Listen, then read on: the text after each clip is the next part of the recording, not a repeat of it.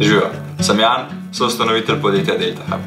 Ker pri svojem delu uporabljamo računalnike in pa računalniške miške, smo se tudi sami srečali z bolečinami v zapestju. In ker obstoječe rešitve niti niso ergonomske ali pa enostavno grdo zgledajo, smo s pomočjo zdravnikov in pa te škatle razvili Solo.